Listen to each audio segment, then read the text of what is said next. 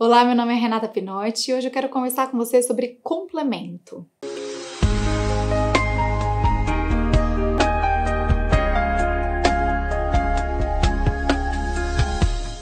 A maior parte da indicação de complemento é desnecessária.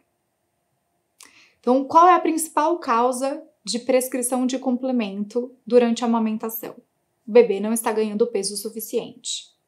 Então, a primeira coisa que a gente precisa avaliar, o que é um peso suficiente? Não, meu filho deveria estar ganhando 40 gramas por dia, ele está ganhando 20. Então, primeiro é importante a gente olhar o que são esses 40 gramas, esses 20 gramas. As curvas de crescimento da Organização Mundial da Saúde que nós seguimos, elas têm um intervalo de normalidade bem grande.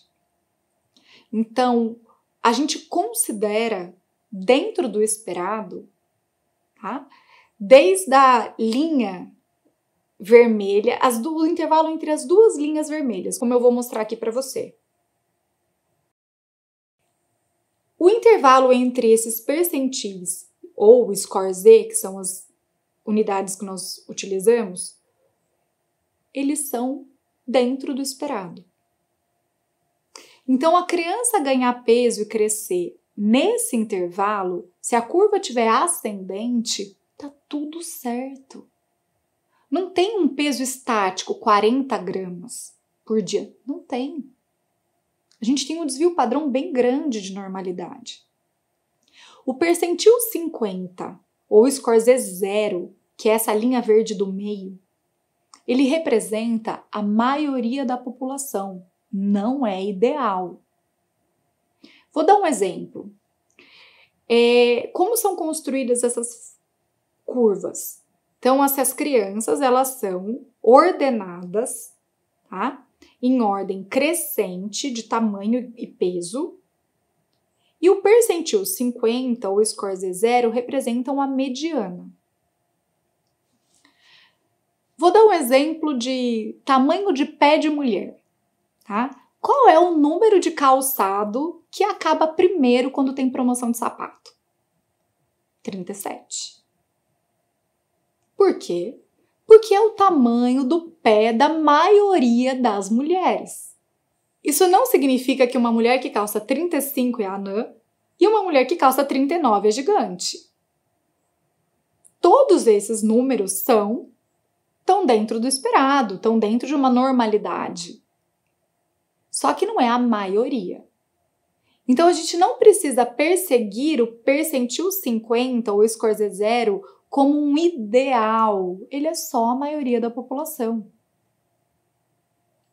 Tá? Então, essa é a principal causa equivocada de complementação. Além disso, mas meu filho está ali no percentil 10. Tudo bem. Ele está crescendo de forma ascendente. E a curva de ganho de peso para a estatura, ela é ascendente? Por que para a estatura? Peso para a idade não é o melhor índice para a gente avaliar o ganho de peso saudável de uma criança. Porque se os pais são pequenininhos, né, se os pais não são muito altos, geneticamente ela também vai ser menor. Isso vai refletir no peso. Então ela pode estar com peso abaixo para o que é esperado naquela idade, por conta de da sua genética familiar, só que ela é proporcional para a estatura dela. Então, o ganho de peso para o tamanho que ela tem está adequado. Então, o melhor índice é peso para a estatura ao invés de peso para a idade. E a gente vai ver se ela realmente está ganhando numa curva ascendente. Mesmo que seja no percentil 10, no percentil 15, se for ascendente, tá tudo bem. Agora, se realmente essa criança tá perdendo peso, ela tá perdendo, ou ela não tá ganhando, ela não tá crescendo, realmente a gente vai precisar complementar. Ótimo. Sem culpa, mamãe, tá tudo bem. Complementar, nesse caso, ajuda a manter a amamentação. Como eu já falei no vídeo passado do longo caminho curto e o curto caminho longo, né, nós vamos oferecer a forma como complemento, ou seja, complementar o que ela não mamou de leite materno. Isso não é pular horário, não é 1 hora de fórmula, 1 hora de leite materno.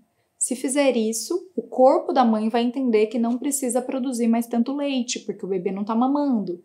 Então, vai diminuir a produção de leite materno e pode levar ao desmame. Então, a gente vai oferecer a fórmula após a mamada no peito.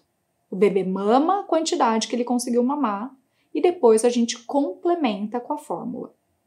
Se a mãe tem bem pouco leite, a gente pode oferecer a fórmula com sonda de relactação.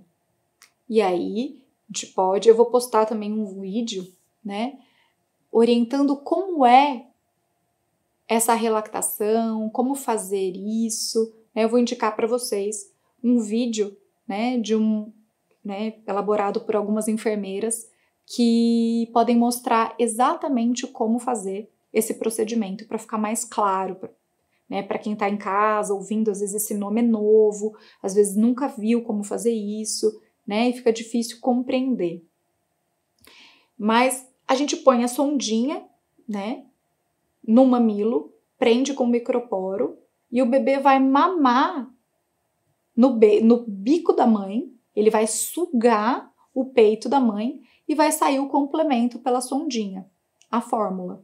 E aí ele consegue manter a sucção, que vai estimular a produção de leite pela mãe, e vai mamar o complemento, assim ele ganha peso.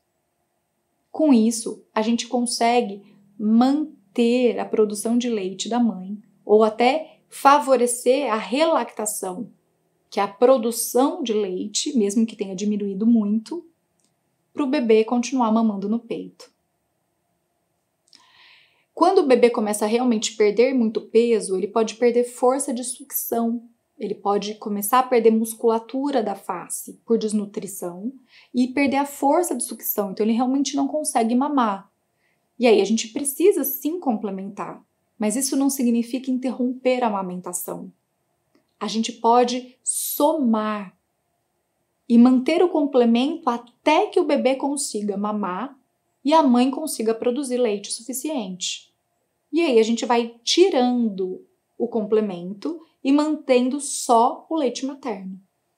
Isso é muito possível.